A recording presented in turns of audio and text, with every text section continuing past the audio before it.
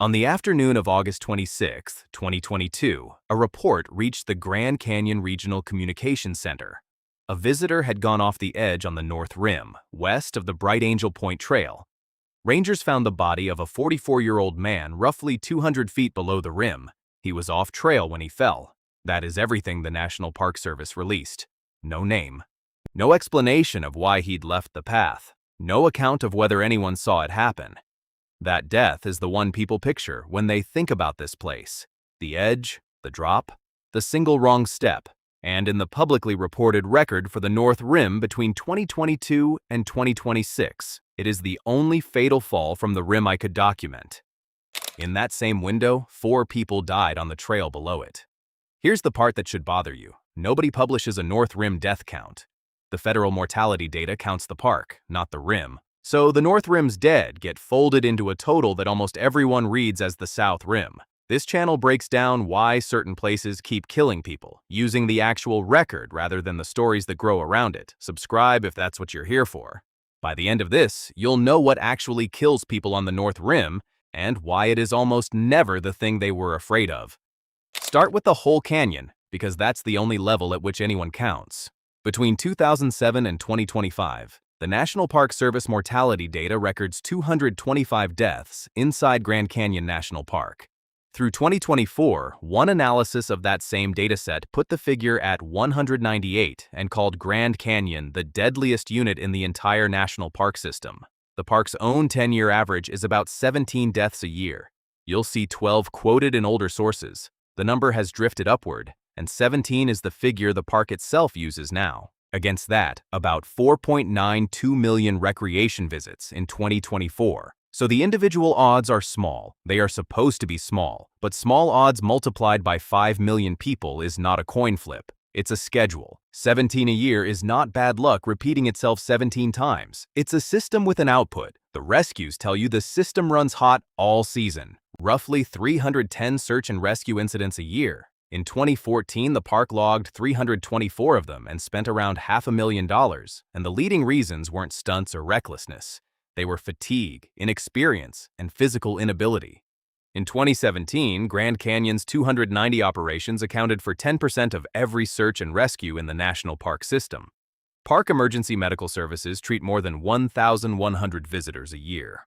In a single month in September 2020, Rangers handled 216 hiker assists, 51 search and rescue incidents, and 37 helicopter medical evacuations in the Inner Canyon alone. Now, shrink the frame. The North Rim takes roughly 10% of the park's visitation. In 2017, it recorded 399,565 visits, 6.4% of the park total. It's open from May 15th to October 15th. And Highway 67 is closed to vehicles entirely from December 1st to May 14th, which means the North Rim's contribution to those 17 annual deaths is drawn from a fraction of the visitors, over a fraction of the year, and it happens on a side of the canyon that is, by design, far less able to catch you. That's the thing worth understanding, not how the North Rim is more dangerous, but how it is differently dangerous. It starts with what the landscape tells you the moment you arrive. The North Kaibab Trailhead sits at 8,241 feet. At that elevation on the Kaibab Plateau, you are standing in spruce and fir. It is cool, it is shaded, there are pine needles underfoot. If you have driven up from Phoenix or Las Vegas, the temperature drop feels like the reward for the drive. Everything your body reports back to you says this is a mountain forest. Nothing at that trailhead communicates what the trail is actually connected to, because temperatures rise as you descend, 15 to 20 degrees Fahrenheit or more, depending how far down you go. The Grand Canyon Conservancy names this directly as one of the biggest misconceptions visitors carry, the assumption that the weather at the rim describes the park. It doesn't. Inner Canyon temperatures reach 109 degrees in the shade during midday hours, and on exposed sections of trail they can exceed 120. So the trailhead is a lie, not a deliberate one. Just a place where the evidence available to your senses points in exactly the wrong direction, and the altitude that makes it feel pleasant is itself a load. The Park Service says this plainly. Roughly 7,000 feet on the south rim, 8,000 on the north, and notes that this is demanding even for experienced hikers. You arrive with less oxygen than your body is used to, and the first thing you notice about it is that the air feels good. Then there's the infrastructure. Paved paths to the overlooks, a general store, a gas station. For nearly a century, a Grand Lodge on the rim. Every one of those things is a signal, and your brain reads signals faster than it reads warnings. Managed place, popular place. Someone is in charge here. Here's the thing about the North Rim, and it's the idea I'll keep coming back to. It doesn't add danger. It subtracts the safety net. The heat is the same heat.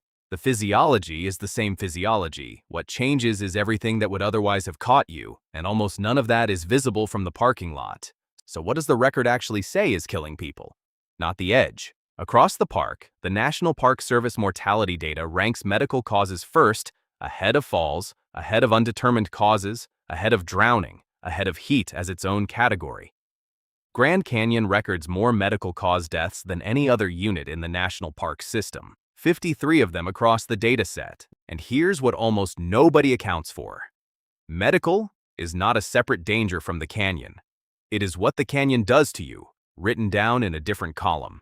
The mechanism is a competition your body cannot win indefinitely. When you work hard, your muscles demand blood. When you overheat, your skin demands blood, because moving warm blood to the surface is how you dump heat. Both demands are legitimate, both are urgent, and they draw on the same finite volume, so your heart raises its output to cover both jobs at once. Meanwhile, you're sweating, which strips water and sodium simultaneously, which lowers that circulating volume further, which means the heart has to work harder still to move less fluid faster. If you have coronary disease you don't know about, and a lot of people over 50 do not know about it. This is where it is found, not in a stress test. On a trail at hour 6, in 109-degree shade, 4,000 feet below the nearest road. The death gets coded medical. In one sense, that's accurate. In another sense, it is the single most misleading word in the file because it describes the organ that failed rather than the conditions that broke it. And when the cooling system loses outright, the failure is neurological. Heat stroke is defined by what happens to the brain. The Park Service lists headache, disorientation, and confusion as symptoms, which means the organ responsible for deciding to turn around is on the list of organs currently being damaged. The numbers back the pattern. Grand Canyon Emergency Medical Services logged 474 non-fatal and 6 fatal heat-related illness cases across April through September 2004 to 2009. 90% of those people were hiking. 40% required helicopter evacuation. 18% reported a cardiovascular condition. And every North Kaibab fatality I could source in the last 3 years, 4 deaths, 2023 through 2026, sits in this category. Not one of them fell. So the assumed killer is the cliff, and the actual killer is your own circulatory system operating exactly as designed in conditions it was never designed for, which raises the obvious question. If the heat down there is that well documented and the warnings are that specific, why do people keep walking into it? Because of the shape of the trail itself.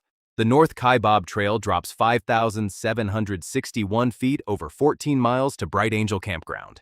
The Park Service describes it as the least visited and most difficult of the 3 maintained corridor trails, with a trailhead nearly 1,000 feet higher than anything on the South Rim. Read that again in terms of your body. The trail gives you the descent, 5,700 feet of it, when you are fresh, cool, rested, and full of the good feeling of a downhill start. It collects the payment later. The official messaging is blunt about this. Down is optional.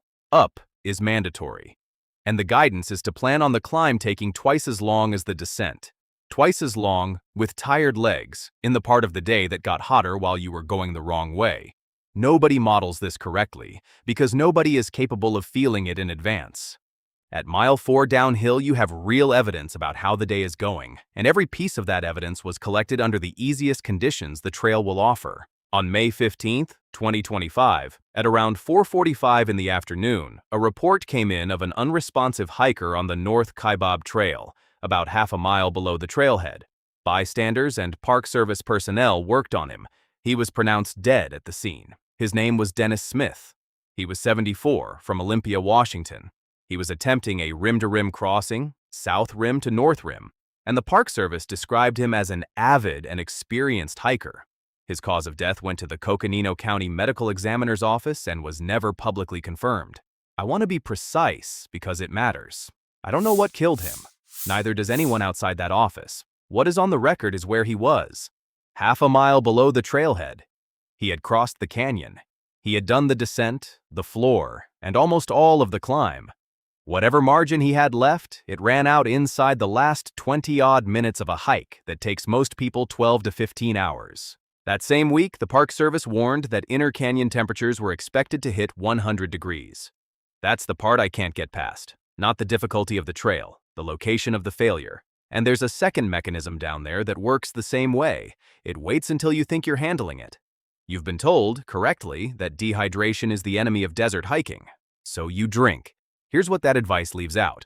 Sweat is not water. Sweat is water and sodium. Hours of it strips both. If you replace only the water, and you keep replacing it diligently because you were told to, the sodium concentration in your blood falls, and water moves toward concentration. It follows the gradient into your cells, including the cells of your brain, which sit inside a skull that cannot expand to accommodate them. The result is swelling, then confusion, then seizure. In the Grand Canyon Emergency Medical Study covering 2004 through 2009, suspected hyponatremia accounted for 19% of non-fatal heat-related illness assessments.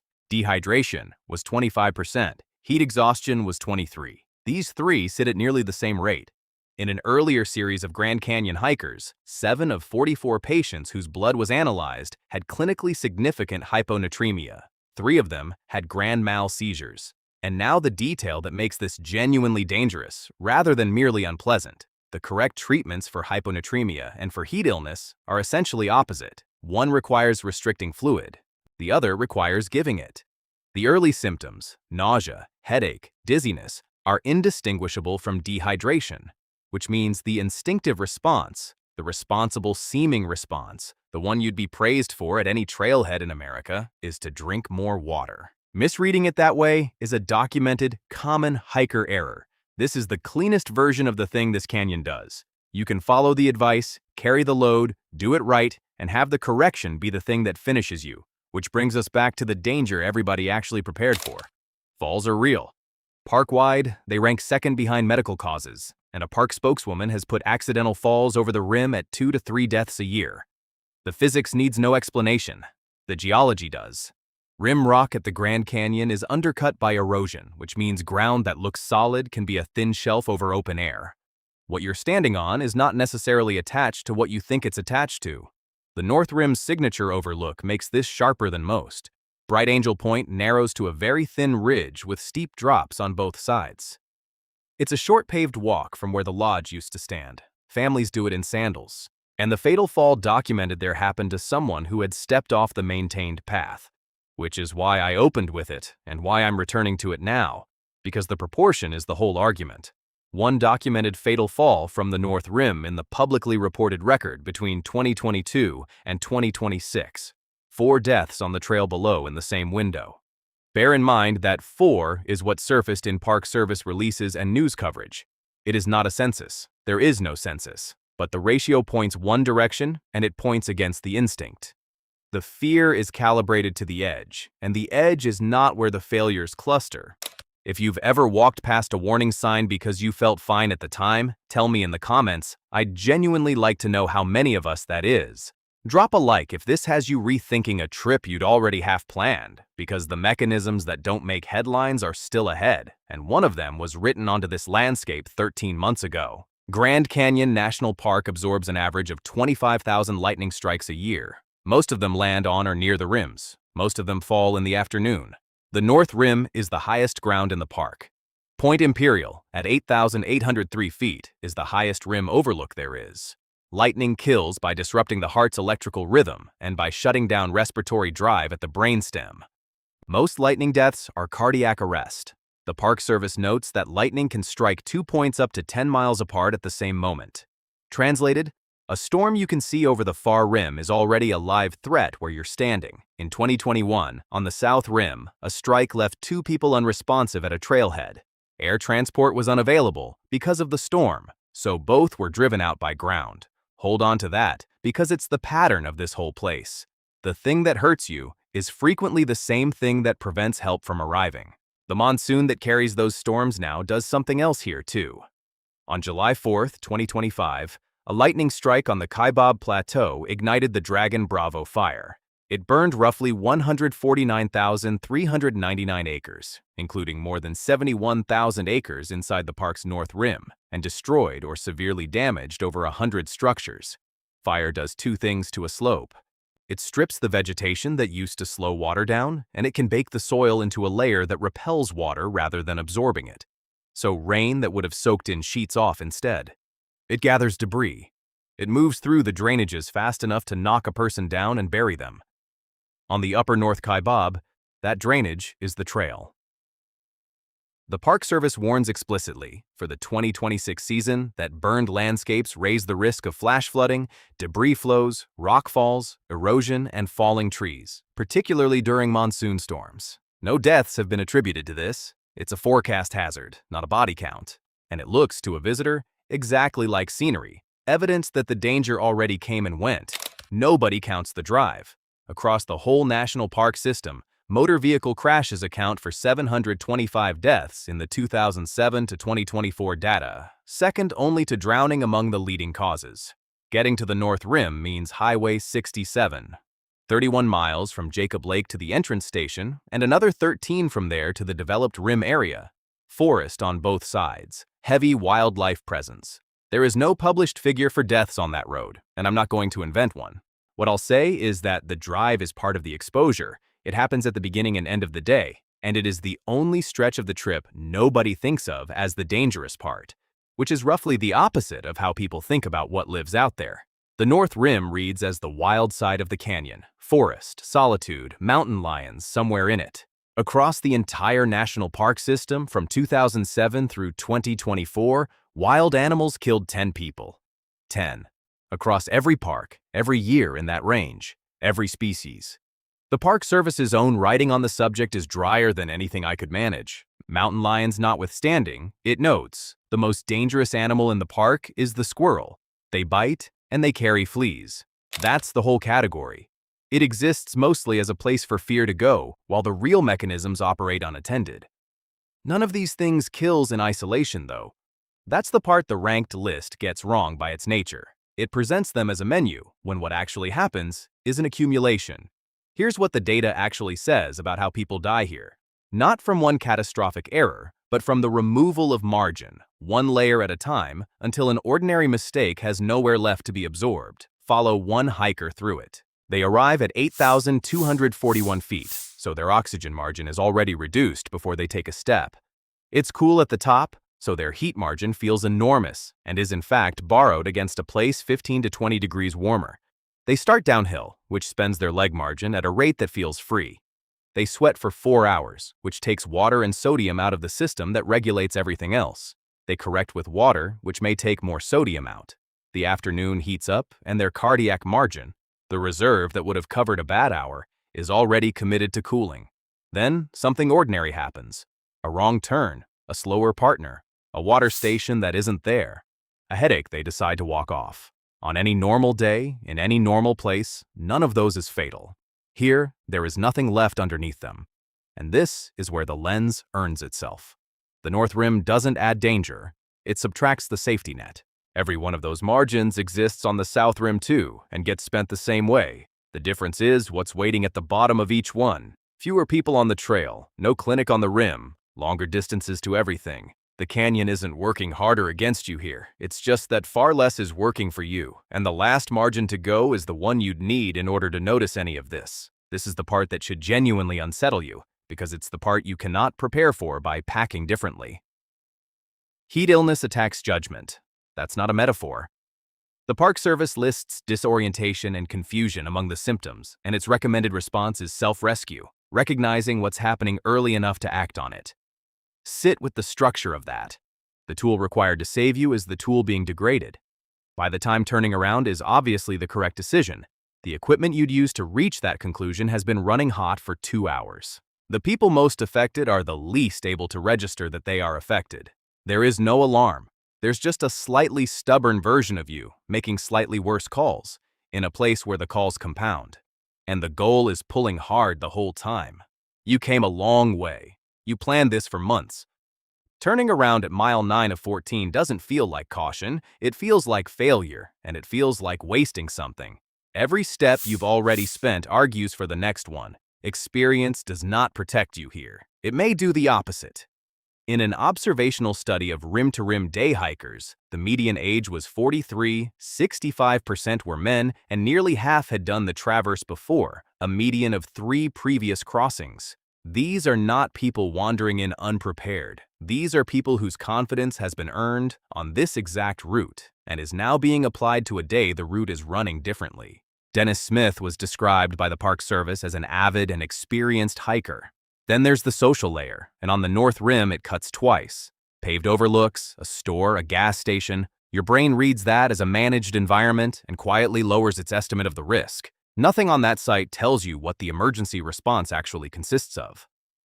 And in several documented Grand Canyon fatalities, it was bystanders who started CPR before rangers arrived, ordinary people who happened to be on the trail. The North Kaibab is the least visited of the 3 maintained corridor trails. I can't tell you that translates into measurably worse outcomes, because nobody has published that. But it's worth thinking about what solitude means on a trail where the first responder is frequently a stranger who was already walking past, because the professional response has its own arithmetic, and it is not encouraging. The Park Service's own medical services page has a section for the North Rim. Here is the entirety of what it contains. Emergency medical services are provided by park rangers on duty, and you dial 911. That's it. That's the page. The South Rim, by comparison, has a year-round health clinic offering urgent care, with a pharmacy on site. For the 2026 season, the park has gone further and said the quiet part out loud. The official North Rim pocket map states that emergency response will be extremely limited and that response times may be significantly delayed. It lists what else isn't there. No power, no running water, no fuel, limited cell service. There is no potable water anywhere on the North Rim this season, including at the North Kaibab Trailhead and at Supai Tunnel. In an environment where the leading cause of death runs through heat and circulation, that is not an inconvenience. It's a safety layer that has been removed. There are also no interpretive rangers on the North Rim in 2026 due to seasonal hiring shortfalls. The backcountry office absorbs visitor questions when it's staffed. The helicopter, when there is one, is conditional. The Park Service warns that assistance may be delayed by limited staff, call volume, responder safety requirements, and limited helicopter flying capability during extreme heat or bad weather. Read that as it's written. The aircraft is least available precisely when it is most needed, in the heat that's causing the emergency or in the storm that caused it. And then distance. Jacob Lake, the nearest fuel and lodging, is 31 miles north of the entrance station, and the developed rim area is another 13 miles south of that. The nearest hospital is in Kanab, Utah, roughly 80 miles away, in a county whose emergency medical service covers something like 6,000 square miles with about 60 EMTs. The heat does not pause while any of that happens. Nothing about the canyon slows down to match the response time. So who is it actually finding? Because the profile is not the one the internet has decided on. Not the reckless, not the unprepared teenager, not the person doing something stupid for a photograph. The largest driver of Grand Canyon rescue callouts, per the park itself, was fatigue, inexperience, and physical inability. Not stunts. The documented North Kaibab deaths from 2023 to 2026 were 55, 74, 67, and 68 years old. Every one of them 55 or over. Park search and rescue data from 2014 showed most callouts involved men over 50. The Park Service names adults over 65 and people with pre-existing medical conditions among the most susceptible. But the broader injured population is more ordinary than that. In the Emergency Medical Series from 2004 to 2009, the median age was 43. The range ran from 11 to 83, and 51% were women. 18% of those cases reported a cardiovascular condition, a heart that works perfectly well at sea level, on a treadmill, in a doctor's office, and fails under heat, plus altitude, plus a 5,700-foot climb, all at once. They're not dying in trackless backcountry either. They're dying on the maintained corridor trail, often close to help. 2 of the 4 occurred within about a mile of a campground or of the trailhead itself. Heat illness rates peaked in May, the month the North Rim opens, when everyone still thinks of it as spring. 2 of the 4 documented deaths happened in May and mid-June, and they had been warned. The park's preventive search and rescue program makes contact with roughly 100,000 hikers a year and delivers a specific preventive message to 25 to 30,000 of them. People are being told, they keep going, which is the honest, uncomfortable finding underneath all of this. These are not outliers. They're competent adults operating slightly past a margin they had no reliable way to measure, in a place that offers no feedback until the feedback is final. That's not a story about other people. The North Rim is not hostile, it isn't a trap, and it isn't waiting for anyone. It's a high-forested plateau above a very deep hole, doing what geology does, at a pace that has nothing to do with us. What it is thin. Thin on water, thin on staff, thin on road, thin on anyone else walking past. The heat is the same heat as the South Rim. The physiology is identical. The North Rim doesn't add danger. It subtracts the safety net, and then it goes on being beautiful about it. For roughly 17 people a year across this canyon, that indifference is the last thing they meet. Not malice. Just a place that keeps operating. It's a landscape that rewards preparation more completely than almost anywhere in the park system, and punishes its absence more quietly. The fact that stays with me is where Dennis Smith was found, half a mile below the trailhead, after crossing the entire canyon. It reframes what almost made it means. Which mechanism surprised you most, and which place should I take apart next? Tell me below. And if you want the real reasons these places kill people, rather than the stories that get told about them, subscribe.